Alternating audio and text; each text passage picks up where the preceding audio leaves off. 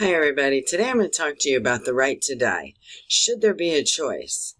Because I personally, in 2008, I took care of my aunt that was diagnosed with lung cancer in May. And so I flew down there and took care of her, took her to her treatments, and I witnessed all the pain and suffering that she endured during her treatments and through the process of this whole diagnosis. It was one of the hardest things that I have ever seen, is to watch a loved one suffer and go through all this pain.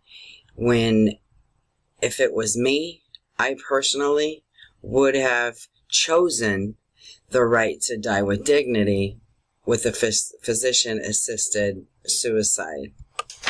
Today I'm talking to you about why should there be a choice, is because I'm hoping this will you will be able to understand more and have a higher appreciation for the people that are going through terminal illness and to give them choices. Why should the government make choices for us whether we want to live or die when they're not the ones experiencing the pain, their life-changing physical appearance and everything that comes along with a terminal illness, whether it's brain cancer, whether it's lung cancer, or any other type of terminal illness that one might endure. So this is just how I feel, and I think that everybody should really give it a second thought. Anyone who is diagnosed with a terminal illness should have the choice to whether choosing the right to die, so no one should suffer through the pain and shouldn't be told by others of what choices and how they should live. It shouldn't matter which state you live in. Everybody in the United States should have an option.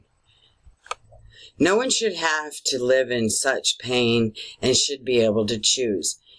Brittany Maynard, as you see on the screen, was a 29-year-old that was diagnosed with terminal brain cancer. And the cancer came back after she had brain surgery. They removed part of her brain and tried to get rid of the cancer, but it came back a couple months later, and it came back more aggressive. Came back into stage 4, and they gave her less than 6 months to live. Brittany says, "My tumor is so large, doctors prescribe full brain radiation.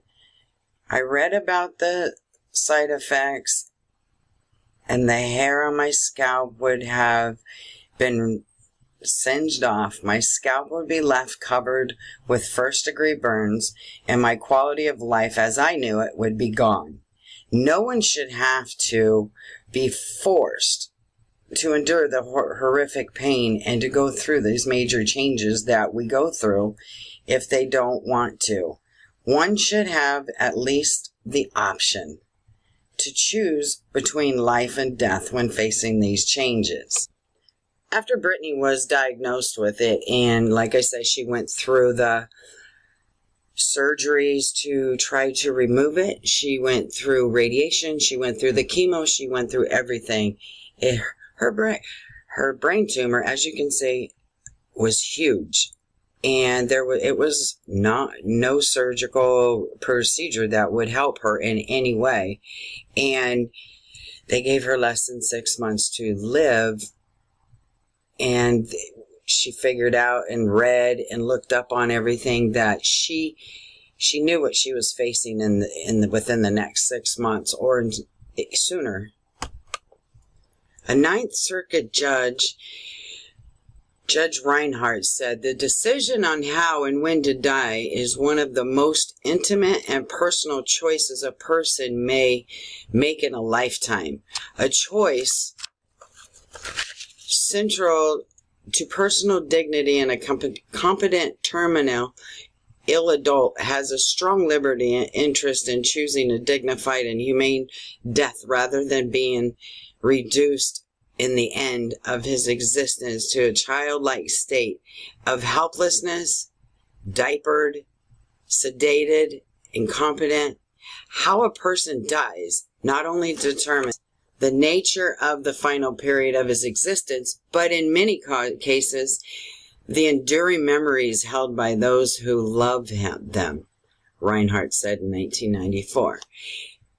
How do you watch these people, your loved ones, suffer, and it's not a pretty sight. And if every state would make this a law, then people would have options. Yes, they should be regulated.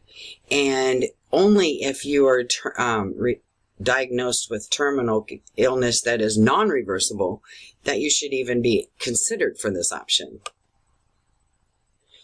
How would you like to be remembered? There are some pros, there are some cons, but when it all comes down to it, how do you want to be remembered by your loved ones? Do you want them to remember you at the happy times? Do you want them to remember you dying in a bed? I mean, everybody has their opinions on this, which is just like any other, politics, but there are requirements. You have to be a resident of a state where it's legal. You have to be competent in your mind. You have to be a minimum of 18 years old. And there has to be 2 physicians that have ordered this and came to the same diagnosis. There should be a law in every state. It shouldn't just be 5 or 6 states that allow this.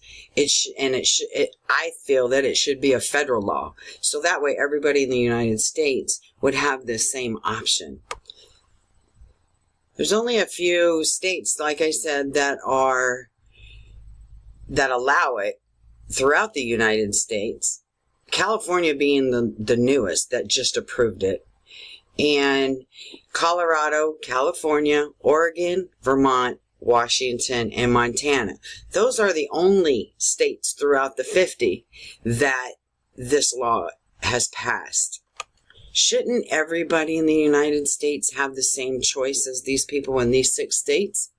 I feel they should, because we're all Americans, and if you are diagnosed with this terminal illness, then I feel no matter where you live, you should have this same option.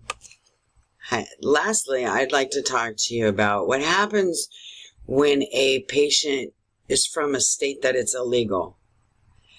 After months of research, my family and I reached a heartbreaking conclusion. There is no treatment that would save my life. So she and her mom, her stepfather, and her husband all packed up and had to move to another state and relocate, become residents, find new doctors. And why should she have to uproot her whole entire family just because it wasn't legal in California at the time? I feel that nobody should have to uproot their whole entire family, especially when they're dying, to go move to another state just because it's not legal. It's only legal in 6 states, like I said. So now that you know more information and knowledge about the physician-assisted suicide, I am hoping that this will give you the support, that you'll give support in the fact that everyone in every state should be able to die with dignity, and not only in those 6 remaining states. Although none of us will ever really know or completely understand what these patients are go through unless it happens to one of us or a loved one, they should be able to make their own choices. And everybody should, no matter where they live. And not what's best for the lawmakers, it's what's best for each of us. No matter where we live, everybody should have a choice. Thank you.